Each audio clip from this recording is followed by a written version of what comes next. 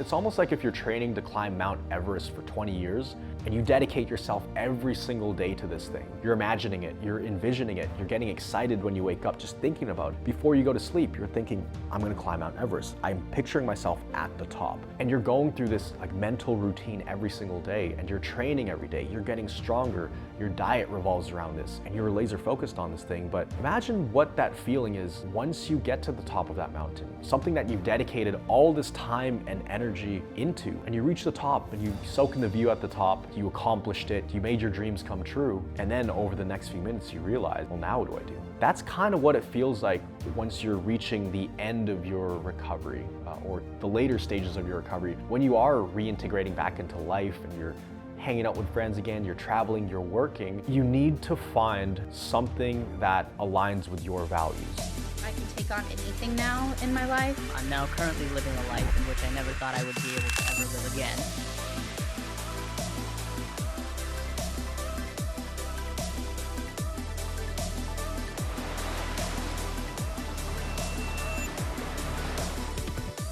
How's it going, Thriver? Miguel here from CFS Recovery. In this video, I'm going to be talking about how to find your purpose either during your recovery from CFS or after being recovered from CFS. And the reason I want to make this video is because, a lot of people think about how they're going to recover or what the ultimate fantasy life would be like or what their dream would be. And I went through that myself, and so many people I talk to who have recovered, they also had that. And it's interesting because you'll have all these dreams and aspirations of what you would like life to be like once you have the capacity to go out and do things and really get back out into the world. And you think recovery is gonna solve all of your problems. Now, you can call them problems, you can call them challenges, you can call them midlife crisis, but there's no tangible step-by-step items here because this is a very open-ended topic. This is more of like a deep talk chat about finding your purpose, because a lot of times we'll feel like we're on a certain path and we feel like we do have a purpose until we get hit with something like CFS or long COVID, because that completely derails our whole life purpose or our whole life trajectory. Because coming from somebody who basically thought I had my life purpose figured out, that I was gonna be the best personal trainer in the city, that was my life purpose at that time. And I didn't expect to get sick. I didn't expect to get that dream kind of taken away from me. And I wouldn't even say taken away, because now that I think about it, I wouldn't have wanted to go down that path. But at the time, that was my purpose, and CFS had different plans for me. My life had different plans for me. And so I got really sick for a handful of years, and I remember telling myself that the only thing that mattered to me for that period of time in my life, from 19 years old to 24 years old, was just getting better, just getting my life back, being normal again. That was my ultimate goal. So my perspective of life and all my goals and my purpose became recovery focused. Several years in my life, all I wanted to do was be the best personal trainer. I wanted to be the most fit I ever was.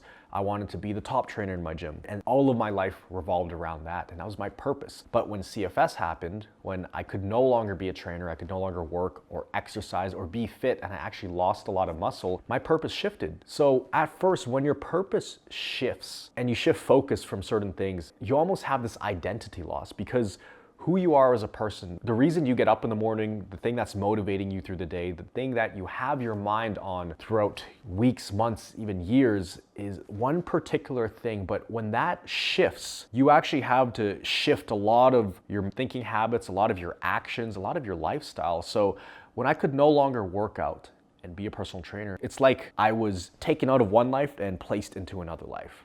And I think anytime you switch main focuses in life and switch purpose, you do feel kind of lost, because you're trying to find your footing, you're trying to find direction. And so when I was recovering, as I was saying, this was my purpose in life. This was my mission. It was to figure out what was going on, and it was to solve this thing for good. This is what I thought about the first thing I woke up. Almost every minute of every day before I went to bed, I thought deeply about how to beat this thing for 4.5 years. And the interesting thing is, during my darkest time, those are the times that almost define me. It's like, okay, I'm getting sicker and sicker, so I'm gonna double down and triple down into making this my mission to recover. So it became my identity. I was like a CFS warrior. Like, this is why I was alive. This is the only reason why I was alive, was to beat this one main kind of, I guess, antagonist, you could call it. If life is a story and you're the protagonist, then the antagonist, the enemy, is CFS. It's this thing that's stopping you from doing all the things you want to do. It's the obstacle that's standing in the way of the end goal. And that could be working, that could be exercising, it could be hanging out with your friends, but you want to get there, but there's this obstacle in the way. And the interesting thing is, once I started recovering and really gaining traction, and I was beating this obstacle, I was overcoming this obstacle to the point where I had recovery, we call it in the bag. Like recovery for me, I could almost guarantee it. Even though I wasn't fully functional yet, even though I was feeling a lot of symptoms, to me, it was just a matter of time until my body, my physical body caught up, right? Because I knew exactly how to recover. I knew what was going on. I knew what I needed to do. And I was getting great results. So if I just repeated this process over and over again, it was just a matter of time before I achieved thriving health. But the interesting thing is my purpose also started to kind of drift away. Like I didn't have that fire inside to keep fighting this thing because I was beating it. I was beating CFS, I was beating my hypersensitive nervous system at its own game. And so it removed the challenge in the equation. I no longer really struggled with recovery, and for the longest time, my purpose was to recover. That's who I was. I was this guy fighting against this thing, and that was my purpose at that point in life. It's everything I thought of almost all day, every day. So once I knew that, all right, I'm definitely gonna recover, it kind of lost its purpose. Like I still had a purpose, but it seemed like as I got closer and closer to that end goal, in reality, there is no end goal. You know, you continue setting higher bars for yourself and expanding in terms of developing yourself as a person. But as I got closer and closer to that vision I had in my mind of doing all these things once I recovered, once I was able to travel, once I was able to exercise, and I was able to hang out with friends, all these visions were coming to life, and I didn't really see anything past that. So it's almost like, let's say I was over here, I set the target to go over here. And to me at the time, that was impossible. But as I got closer to those goals, as I was fulfilling my purpose, I almost felt almost like empty in a way, because I knew I was about to conquer this thing. I was about to conquer CFS, do the impossible. But then I was thinking, well, now what do I do? And I almost felt kind of lost, because for the longest time, this is your purpose. This is your reason for getting up in the morning. This is your reason for staying so focused. And it gives you something to do. It literally gives you a purpose. So when that purpose is fulfilled and you don't have something beyond that, you almost feel lost. It's like, where do I go from here? Which is why I always like thinking ahead, not from a standpoint of like stressing out and putting pressure on myself to do so many different things. I still have certain goals, but I always like to forecast ahead, and that gives me the drive that I have today. So at the time I was fulfilling all these things, I was checking off all these bucket list items on my checklist that for me, I thought would take a lifetime to accomplish, to be able to exercise again, like if I even was able to do that. So the fact that I was able to do that within just a few years, my purpose started going away. And we actually see this a lot with people who are even bedridden or couchbound or housebound, and we're working with them and we're in the trenches, and they're saying, you know, if I could just sit up at the table with my family and eat dinner, if I could just drive my car, if I could just go for a walk outside with my dog feeling minimal symptoms, I would just be the happiest person ever. And the thing is,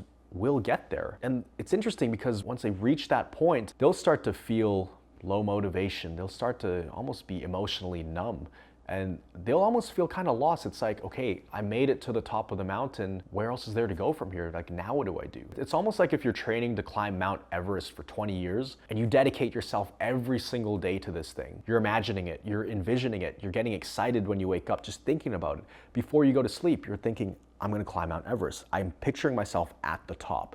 This is the pinnacle, this is my life goal, I'm gonna do it. And you're going through this like mental routine every single day, and you're training every day, you're getting stronger, your diet revolves around this. Even the people you hang out with revolve around this, and you're laser focused on this thing. But imagine what that feeling is once you get to the top of that mountain, something that you've dedicated all this time and energy into, and you reach the top and you soak in the view at the top, right? You accomplished it, you made your dreams come true. And then over the next few minutes, you realize, well, now what do I do? That's kind of what it feels like once you're reaching the end of your recovery or the later stages of your recovery, when you are reintegrating back into life and you're hanging out with friends again, you're traveling, you're working. You need to find something that aligns with your values. It's very rare that someone goes back to their old job, because usually their old job is what put them in this position in the first place, because it really stressed them out. Or at least they don't go back to it with the same mindset they had before. Because if you do that, you're gonna fall into the same cycle, probably gonna overpush yourself, probably gonna trigger some crazy adjustment periods or even a crash, right? This is why you'll hear stories of people going into remission. They're fully functional again, but then they overdo it and end up crashing. Like that happened to me 3 times until I really figured out what was going on and learned how to recover for good. So when it comes to finding your purpose, if you are feeling lost and you're in the later stages of recovery, this is your opportunity to try things that you've always wanted to try. Because the great thing about where you are right now, if you're in the later stages of recovery, is you have time on your hands. You have the freedom on your hands to explore certain things. You don't have to go back to the old you. You can try hobbies that you've always wanted to try.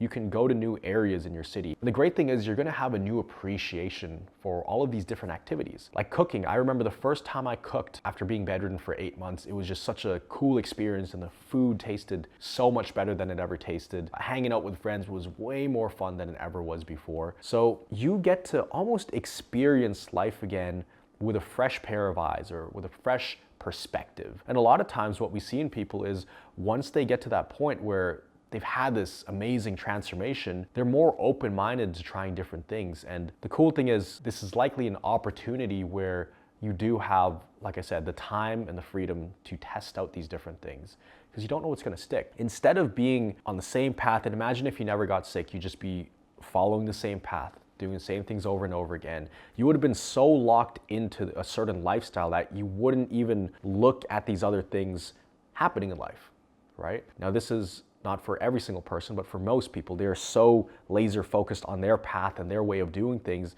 which is why they burn out and hit a wall and end up developing CFS. And you fail to see what's happening in your peripherals.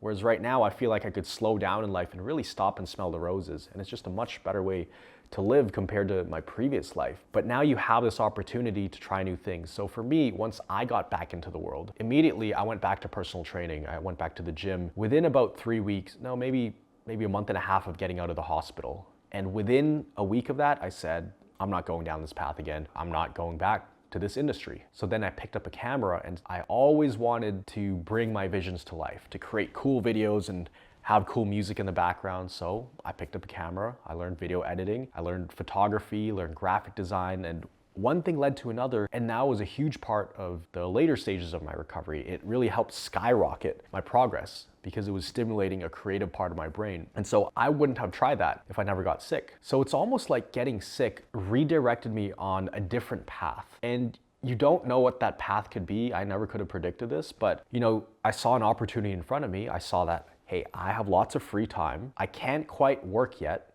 because my physical body is still healing, and I have the ability, my friend has a camera, let me start playing around with it. Put those 2 and 2 together, give me lots of time, give me a camera and give me internet and YouTube. I'm gonna learn how to do this stuff. And it became a hobby of mine. And doing that, I had so much fun and it was so fulfilling for me that I just kept going, ended up becoming a freelancer, ended up building a video business for about 2.5 years or 3 years. And eventually, I took all of those skills and transitioned into starting CFS Recovery because I knew how to create content, I understood social media, I understood technology, how to build websites, and I understood how to work with people based on personal training. So everything kind of led to one another, and I never could have predicted that this is the way it would have all played out. But you kind of just have to trust your gut and do what you feel like doing. Do something that is truly fulfilling for you. Not what you think you should do, not what you want to do because someone else is doing it. What do you truly want to do? And you'll know that this is going to be really in line with your values when you're actually pulled to do it. You don't have to motivate yourself to do it. You don't have to force yourself to do it. In fact, you have to almost like limit yourself from doing it. So when I was learning videography, that became my new purpose. Now that I conquered this mountain of recovery, I conquered that. I knew I was good to go in that sense. Even though I was still feeling symptoms, I was basically at the summit. I was pretty much at the peak. So I was like, okay, what's next? How can I grow in a different way? What skills can I develop? How can I make this story more epic? And it's almost like when you start these new paths with these different purposes, it's like you open a door to a different world. So now I went from Miguel, the person who was recovering from CFS and fighting off this thing, now I'm a content creator. So it's almost like you change identities in a way when you shift purposes. So my purpose was no longer, hey Miguel, you gotta recover. It was now create as much high quality content as you can, right? And after a few years of that, it shifted because I was actually feeling lost in my video production business. I was getting bored. It wasn't as fulfilling. It got really repetitive and I couldn't see myself doing it for another 5 years. I was like, I can't just keep doing this. I wanna do something bigger. I wanna make a bigger impact. And I thought, impact, okay? Well, I conquered this thing called CFS. I couldn't walk and now I'm traveling and I'm working and I don't have symptoms. I want to help other people do this. And it was something that I always had in the back of my mind. And so from the skills I learned from one thing, I then applied it to CFS recovery. And that became my new purpose. Instead of just creating content, which I absolutely love still to this day, I combine it with another purpose that I had.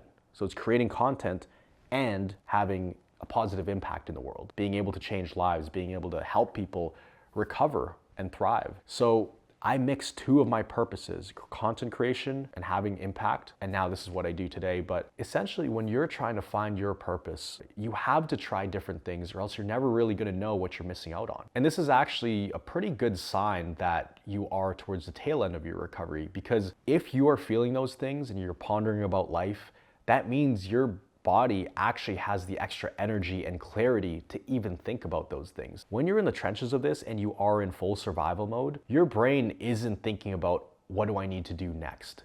Like it knows what its purpose is. It's to stay alive. That's it. So once you start having the capacity to think about these other deeper topics, take that as a great sign. And almost everybody who's recovered, we've seen them move through this phase. So it's not uncommon for this to happen. Like most of the people, if not all of them we work with actually have this, especially once they start making tons of progress, right? Because, okay, let's say they're down here and they're making progress, it's slow. They have a purpose. It's a very clear purpose on what they should be doing, which is focusing on recovery. And then they get great results and then they make crazy progress and it just skyrockets.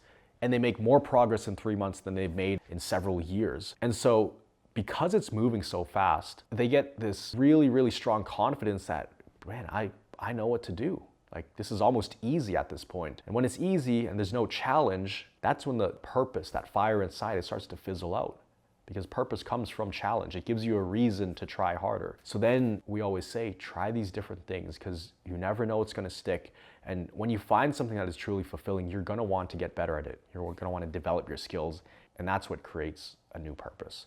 Now for me, the way I see it, life is almost like a game. We're all playing our own versions of life, and there are multiple games within the game of life. Like I know I'm gonna be here for 70, 80 years, right? I haven't made it through the halfway point yet, but I understand that within those 70 or 80 years, I'm gonna be on multiple different side quests. My main quest is having an impact and leaving behind some kind of legacy or doing something during my time here that has a positive ripple effect in the world. So that's my main quest. There are also side quests. And my side quests are things like content creation, videography, business, fitness and health, traveling. These are all different side quests. So you find what's important to you by trying things out. You can imagine these things, but now with the capacity that you have, you can test the waters a little bit. Now, when you're in recovery, when you're bedridden and you're housebound and you're couchbound, it's very clear. It's not complicated to figure out what your purpose is. It's to get better. It's actually towards the later stages where those thoughts start to come in and you start asking yourself, what do I want to do with my life? So that's my advice, and you could do whatever you like. This is just based on my personal experience and what I've seen helping so many people make it through that phase of recovery and helping people go from just bedridden, couchbound, housebound to traveling the world and working full time and doing all the things they wanted to do. Because usually in the beginning, we ask very specific questions about what does your ideal life look like? If we were to wave a magic wand, if we could snap our fingers and we could take all your symptoms away and you could do whatever you wanted to do without the limitations of CFS and worrying about overdoing it, what does that ideal life look and feel like compared to where you are right now? So we'll paint out a vision, we'll kind of have this North Star goal for people, or they'll have it for themselves. And then once they reach that, that's when these thoughts start coming up. And that's where you want to create new purposes, new adventures, new missions that you're on. But now you can go into these with a new mindset that is more sustainable and that is not going to cause you to burn out and trigger your nervous system again. So if you wanted more help on your journey, we talk about these topics all the time inside of our programs. It's a lot more than just telling you walk a little bit more, hey, do this, do that. No, it's educating you about how to recover from this, but more importantly, how to recover for good, how to ensure that this never ever happens again, and really, how do we help you go from surviving to thriving? And thriving means that we're not going back to your old life. It means you're creating this 2.0 version of yourself and creating a life that is actually better than the previous one. It's not just to beat your symptoms and master your body, it's how to master your life really and help you achieve that life of thriving health. If you did want some extra help and you wanted us to guide you through that, where we cover topics like this, we cover scientific topics, and we cover all these different things to help you on your journey, click the link down below. You can apply to see if you're a good fit for one of our programs. And always remember that you are a thriver and you are just one mind shift away from living a life with thriving health. I'll see you in the next video. I'd say that CFS recovery is absolutely the real deal. I actually felt like somebody had answered, like somebody explained what was